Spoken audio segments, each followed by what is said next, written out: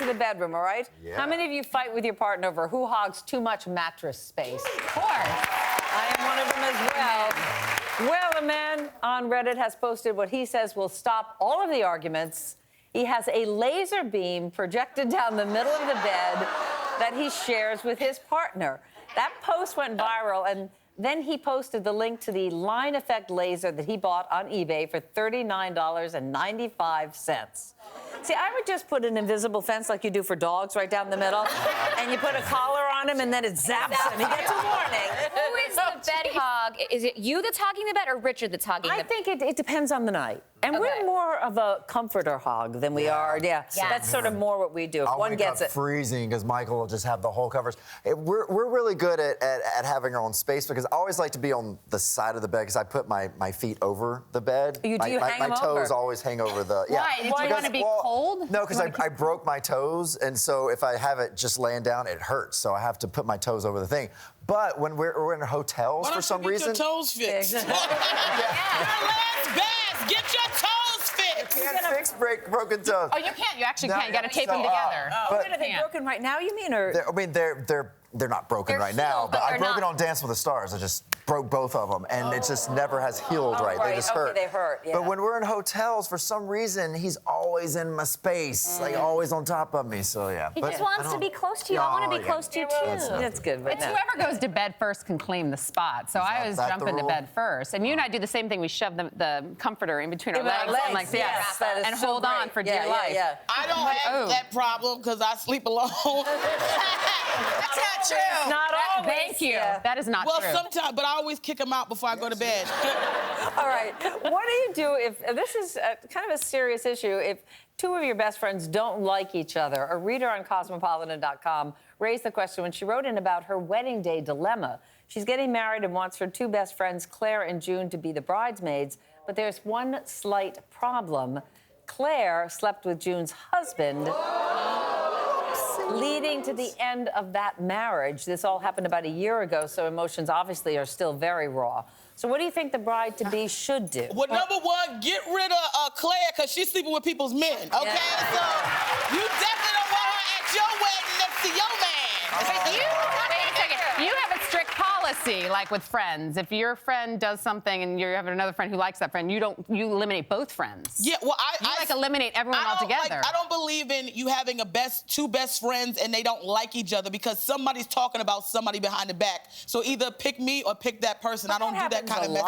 Though. I don't have that happen a lot. She doesn't have a lot of friends then. Best How about friends, that? No. like I have a best friend from growing up in Texas. I have a best friend from college, and then I have a best friend from now, because I think you go through life phases with people. But I would hate to be in this situation, but I think the two best friends should just kind of throw in the towel for the bride. It is her day. It's her wedding. They got to suck it up. It's not about them. At least Claire should, since she's Definitely the home Claire. Cheater? Everyone makes mistakes. I think in this case, That's a big mistake, It's a Lance. big mistake, but people do make mistakes. Think about other people's feelings. But a good old mud wrestling fight. That's is that what just you want? mud wrestle it out. Whoever wins. That's Mississippi style. You going, two girls wrestling, right?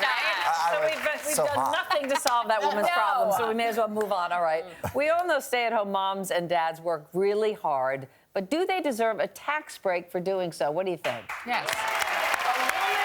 A woman recently wrote an essay for Babbel.com arguing just that.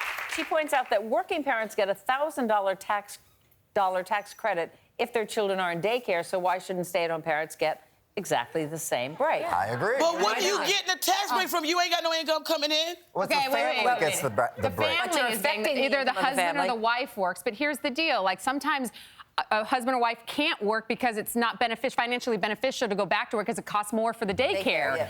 So one of them has to stay home. There's a financial implication. So I think giving kind of a break to a stay-at-home parent or family in the tax bracket, they deserve a break. I love this. Anybody. And in this particular case, this woman also works from home, which was interesting. So she was already getting taxed too. Right. To me, it's like if you're gonna, where's the tax break coming from? If you're a stay-at-home mom, I didn't understand that it was all like also with your partner. Joint tax. Okay, so that's fine. But if you're just a stay-at-home mom by yourself, careful. Oh, there's no way to win. Be careful. And you give me a lot of mom juice over here. Moms deserve whatever they can get. Whatever they can get.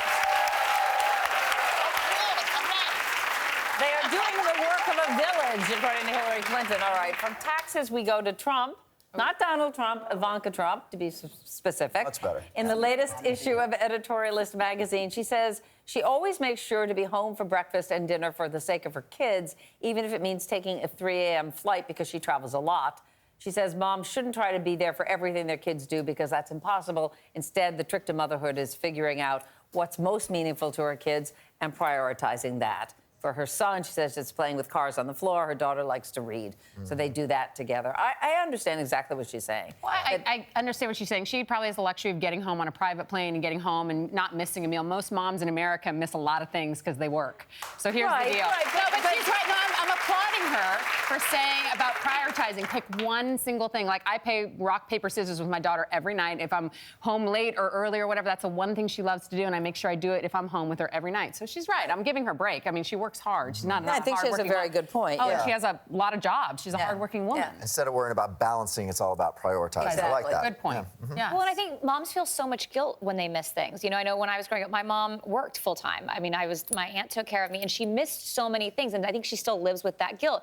And I think it never goes away. And I think it never goes away. And I'm 35 now, and I think that's such a great point to make. I don't have kids yet, but it's figuring out what's so important about the two of you. What's that time spent together that can really make an impact? Because I would wish we had that, even if it was just one thing. Right. You know, so I think that's such good. I've never heard But that. it's also don't beat yourself over the head if from day to day that doesn't happen. You know, that's okay. It's about the effort, right?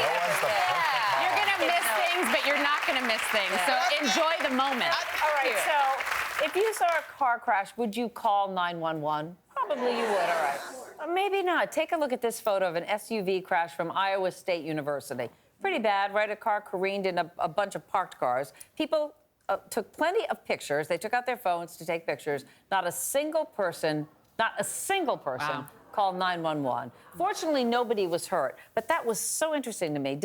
I was surprised. Were you all surprised? It doesn't surprise me at all. When I see an accident, I just assume someone else calls 911, and I'm not the person. When there's lots of people around, and I would be the person taking pictures of this accident. I would? Yes, I would. Because, a good old hashtag. Yeah. I would definitely call the cop. I mean, I'm always trying to call the cops anyway, just in case I get a sexy cop. 311, 911, same thing for you. 777. Call the cops, because you never know who's doing what. I just think as a backup, you can't call enough to make sure that everybody is, safe. But we're in that type of world now where everybody likes to take videos before they think about what you're taking a video of and what needs help. Think about ourselves before we're thinking about other people. Like, that's what it's become with, like, YouTube and sharing these videos. That's what's so sad. Well, I mean, you also take... go ahead. No, you go ahead. No, some people take a picture also to document it, if the police implication, if there's video, if there's a fight or something, just to document for... Now, we live in an age of video, of evidence. Video vigilante. But you talked about the other side of the coin in the other room where you said sometimes people are fighting, they just take it for the thrill of taking the video. That's actually kind of alarming. Some people just like to take it and just to see it, to show off to their friends. They get paid by the news. So since you would have done just that, taken the picture, and you mentioned a hashtag, what would yours be? Oh, hashtag ambient parking. Because that's what I'd that's what would happen if I was on Ambien. Liliana, what would yours be? I mean, I grew up in Texas, and I used to go to monster truck rallies, so I did a hashtag monster car rally, because it kind of looks like when the trucks go over each other. Grave digger. Yeah. Megan, what would you do? Mine's tricky. It's hashtag House of Cars. Oh. Very good. You said it was excellent. I did. I said, oh, it's great. Yeah. Very smart. I just said hashtag teaching grandma how to parallel park. That's a long hashtag. That's all. Break a lot of letters. You guys totally overthink this. Mine is very much to the point. Hashtag car sex, right? That's car sex.